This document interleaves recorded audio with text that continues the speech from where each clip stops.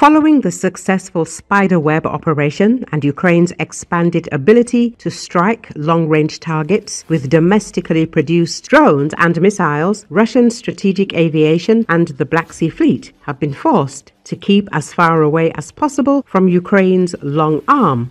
According to Espresso, Ukrainka Air Base in Russia's Amur region has become the main refuge for Russian strategic bombers. This is a clear success for Ukraine, as Kremlin aircraft now have to fly twice as far, increasing wear.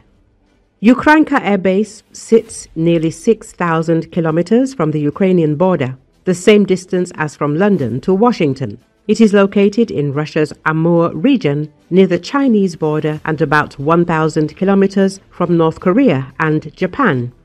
Today, the 326th Heavy Bomber Aviation Division is stationed at Ukrainka Air Base, including the 182nd Guards Sevastopol-Berlin and 79th Heavy Bomber Aviation Regiments. The units operate Tu-95MS strategic bombers and Tu-22M3 aircraft transferred from the Pacific Fleet. Ukrainka is one of three main rear hubs for Russian strategic aviation, along with Engels and Belaya. Following Ukraine's recent successes, the base has become a key element of Russia's long-range strike capabilities, hosting Tu-95MS bombers equipped to carry cruise missiles, including the Kh-101, which Russia uses against Ukraine. Its remote location makes the base largely out of reach for direct Ukrainian attacks. The most advanced Ukrainian system, the Flamingo, has a range of 3,000 kilometers. Still, experts note that Ukrainka is not entirely safe from potential strikes. Recall on June the 1st, the Security Service of Ukraine, SBU, carried out a unique operation called Spiderweb to strike Russian strategic aviation.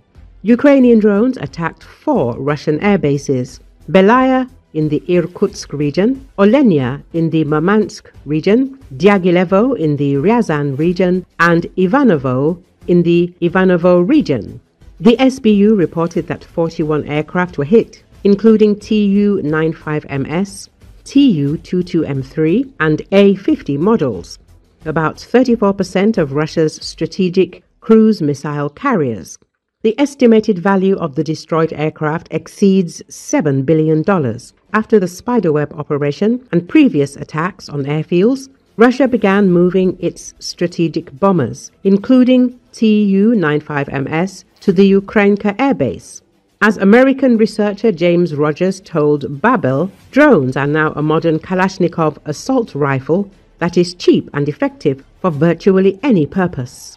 Ukrainian innovations in the field of maritime drones are no less significant than innovations in aerial drone technologies.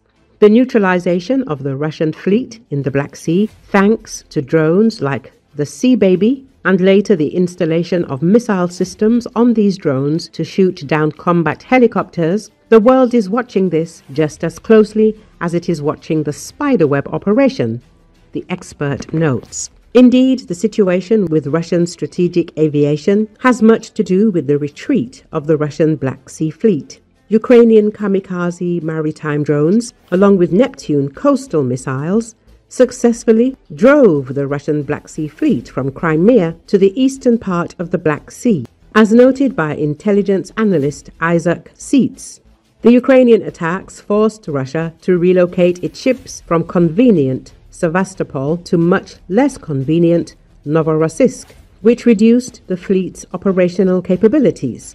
Ukraine's operations in the Black Sea have certainly limited Russia's naval capabilities, but the Black Sea Fleet is not inactive. As the war continues, Russia is adjusting its tactics and strategy to protect itself from Ukraine's asymmetric operations. However, for a fleet the size of Russia's, these failures are surprising and, frankly, inexcusable, said Seeds.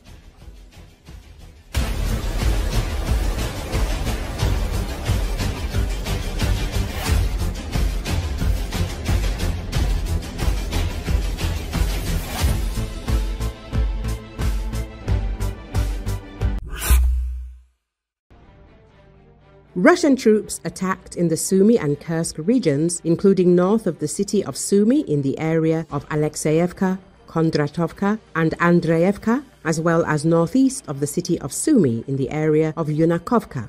Analysts from the Institute for the Study of War have announced the situation in the Sumy region.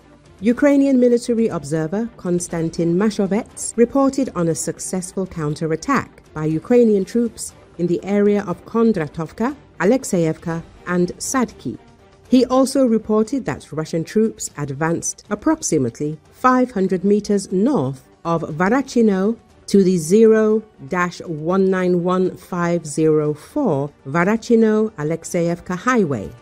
A Russian military blogger allegedly linked to the northern group of forces claimed that Ukrainian drones are reducing Russia's superiority in manpower and equipment, and that Russia's tactics of using small groups to infiltrate and accumulate in the near rear of Ukrainian troops are ineffective in the Sumy direction, since Russian troops cannot bypass Ukrainian positions undetected.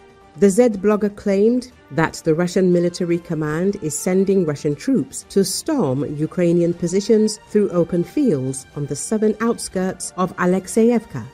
He also claimed that units of the Russian 1,427th Motorized Rifle Regiment are experiencing difficulties with the supply of ammunition and food in the Tetkino area of the Kursk region. Order of battle.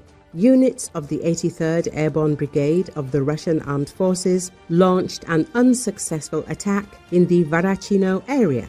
Units of the 177th Marine Regiment and the 30th Motorized Rifle Regiment were unable to advance in the Kondratovka area. Drone operators of the 106th Airborne Division strike Ukrainian troops in the Morskoy area, and drone operators of the Anvar Special Forces Unit strike Ukrainian troops in the border area of the Chernihiv and Sumy regions. Recently, Colombian mercenaries clashed with Ukrainian troops in Sumy region after mistaking them for enemy forces, according to Russian security sources. The firefight erupted near the village of Sadki. The sources explained that a unit of Colombian fighters accidentally opened fire on servicemen from Ukraine's 80th Air Assault Brigade, who had been tasked with preparing defensive positions in a nearby forest. Ukrainian troops reportedly sustained losses. The incident comes against the backdrop of growing reliance on foreign mercenaries by the Ukrainian military. Earlier reports indicated that detachments of foreign fighters had been deployed along the entire line of contact in the Donetsk People's Republic as Kiev sought to reinforce its positions. Additional transfers of mercenary units to the Kharkiv front have also been reported to prevent potential encirclement. In late August, Colombia's foreign ministry acknowledged that a significant number of its citizens had traveled to Ukraine to take part in the fighting and to gain combat experience. Against this trend, President Gustavo Petro urged the country's Congress to fast-track the ratification of the 1989 UN Convention against the recruitment, use, financing and training of mercenaries.